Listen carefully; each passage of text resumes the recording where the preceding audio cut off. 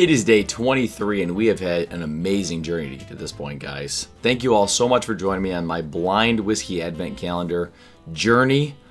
I've done this a few times now over the years, and this has been the most fun I've ever had doing it. So just want to say thank you all so much for watching this series, the support. It is on to day 23 today. Can't even believe it. You guys already know what the series is if you're here. I mean, if you're on day 23, you know what this is. So do all the things you're supposed to do. Stay till the end of the video for a reason that I'll put on the screen. You already know. But either way, thank you all. Really, seriously, thank you so much. 2 days from Christmas, I can't even believe it. It's been crazy. I've had so much fun, though. I can't wait to do more of these type of series throughout the year upcoming. I got a lot of plans for the channel, so make sure you stick around for that, and it's going to be a lot of fun. Let's not waste time today. Day 23, let's go right into this one. So, color. This is quite light. Honey color. Actually pretty decent viscosity on this, though. It looks nice. This could honestly be like Scotch territory or world whiskey territory, American single malt territory. It's that light. Hard to say. But let's go into nose. Let's find out, guys. Happy day 23. Happy Advent. Oh, that is funky. Funky. What the heck is that? What in the heck? Okay, I don't remember a single whiskey I have in my bar that's like this. Let me see if it's even like a bourbon or not first. It is quite, it's got a nice layer of sweetness. The proof is quite low though. This is giving me a very musty, almost like a musty oak note.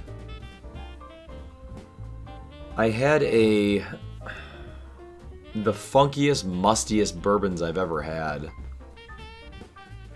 One of them was actually the I.W. Harper 15.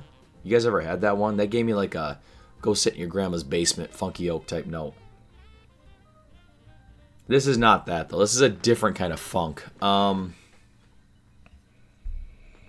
Boy. I can't pick out what this is. I mean, it's still got that kind of, as I mentioned, like musty oak. Like you think of like walking into a rick house and it's like that barrel that's been sitting there the absolute longest. Like think about a very old kind of rotting oak. That sounds terrible to say, but it actually smells good. It smells quite thin, though. Like, I'm not getting a lot on the nose. It's there, but it's kind of in the background. I've definitely got cinnamon cherry coming through on this, though. For sure. I think it's bourbon. I'll say that. It took me a long time to get to that, but I think this is bourbon. It's got that bourbon profile. It's your classic vanilla caramel. And almost, for the proof being this low, it's amazing the amount of like almost whipped vanilla that's coming through on this. It's very frosting like. Think of like a vanilla frosting, but on top of a cinnamon cherry dessert, or almost like an apple pie, cinnamon cherry apple pie with that vanilla frosting, or cinnamon Cool Whip or cinnamon whipped cream, depending on what you like. Earlier in the month, we talked about if you guys are Cool Whip fans or whipped cream fans. I'll tell you what, this whiskey is confusing. I don't know what this is. I know it's, like I said, I can tell it's low proof, but it's actually got a really good nose. Really good nose. So let's go into palate here. Cheers.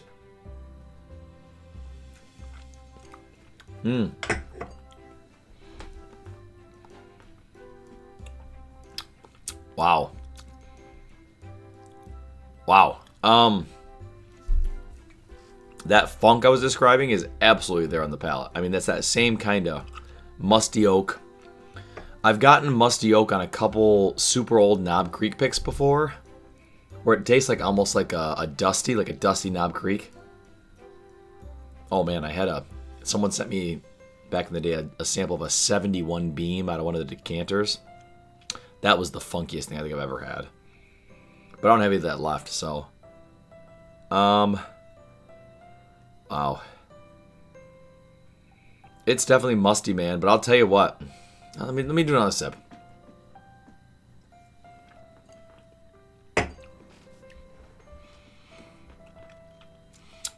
So it's certainly low proof. Like you can tell that there's not a huge kick on the front, middle, or back of the palate. But for some reason, this mouthfeel, this viscosity is like extremely good. It's going and going and going, which almost never happens for me on low proof whiskeys, which I think this is low proof because I'd be getting a lot more bite, I feel like. But maybe it's like an unfiltered or non-chill filtered low proof whiskey. I don't know if I have any of those, especially something that funky. The amount of flavor this thing packs for that proof is kind of crazy. I don't know, man. This kind of has me lost for words. Like, I don't know how to describe this. Like, it's definitely still that cinnamon cherry vanilla frosting. It's not super hit you in the face, like punch you in the face with it. But it's kind of, it gives you all those notes. And they're in very, very nice blend, very nice harmony.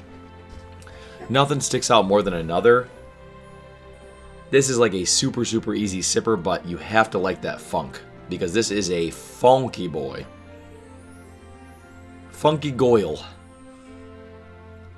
I don't know. Let's do one more sip. This is going to be a tough day for me because I have no clue what this is. Let's go one more. I mean, the viscosity on this is kind of crazy. This has got to be super low proof, but the viscosity on this is... I mean, I'm still getting that mouthfeel and that finish. I don't know how that's possible. I have not had... I can't think of what this could possibly be. Like, I may have no guesses on anything today. It would just crazy. Nothing leaves me speechless. All right, let's try to do some specs on this, I guess, and see. Age, that mouthfeel and viscosity, and no astringency. I know it's low proof, but no astringency. It's got to be at least 8 years, maybe. I'll say 8 years. Proof, like I said, it's super low proof. I think it is super low proof. 85 or 90, maybe. I'll say with the mouthfeel and viscosity, I'll go 90. Because maybe it's just super low rye mash bill. And then distillery, I've got no clue at all. Like, no clue at all. I don't know. Can't even venture a guess on this one. Yeah, I don't know. Distillery's a question mark. But wow, that was a weird one. This might be something I've never had before too. So let's go into the results on this one, guys. Man, dropped my stocking there. Okay, this is the... No way, okay, this is gonna sound really bad, but I honestly forgot I had this whiskey. It's the Austin Nichols Wild Turkey 80 proof. And it's from 1999. It's about from 1999. Let me grab this bottle real quick, guys. Okay, my wife was a good one, and she wrapped it back up for me. Make sure I didn't lose anything, but I got 2 of these bottles maybe 5 or 6 years ago. I don't like that on that side. And I drank through one. Amazing stuff. Did I open this? I guess I did open this bottle. I forgot I'd opened the second bottle, but sorry that doesn't show up. I'll put it on the screen. That's going to be easier. But this is like, at this point, considered a dusty. You know, I was only 9 years old when this bottle came out, which is crazy. And I'll tell you what, I wish it was the 101 or the gold foil label, because I've had those, and those things are life-changing whiskeys. Like, we talk about desert island whiskeys, that's it. Like that gold foil or the old Wild Turkey 101, the amount of mouthfeel and finish in that bottle, like, I have dreams about it. I literally have dreams about it. But I'll tell you what, this is an entry-level bottle back in the day. I mean, this is a liter bottle, I think it is. 80 proof. Age, I have no clue on this. If I can find it, I'll put it on the screen for you guys. But almost 20-year-old whiskey now, almost 30-year-old whiskey now, is kind of crazy. Not 30 years age, of course, but like a bottle from that long ago. This is the kind of stuff you find in your grandparents' basement. You know what I mean? And that's really, really cool to me. And I'll tell you what, they don't make them like they used to. It's not the same whiskey anymore. Like, you buy an entry-level Wild Turkey now, it's much brighter. Much brighter fruit. You don't get that viscosity, that mouthfeel, that finish. There's no chance about that. But it's a testament to Jimmy Russell and what he did for years and years and kept the bourbon market afloat. I mean, maybe single-handedly himself. And he made whiskey like that. Like, there's no wonder he's an absolute frickin' legend. So, wow. Good stuff, guys. Thank you guys so much for joining me today for this review. I did not think this would ever come up. I forgot I had this bottle even open, like I said. So, if you haven't yet, make sure you like this video, subscribe to the channel. Our question of the day today, have I asked you what your favorite Wild Turkey product is yet? Probably, knowing me. Let's ask this. If you are into bourbon for a while, or even if you're new into bourbon, what is that one distillery, that one bottle you would love to try an older expression of?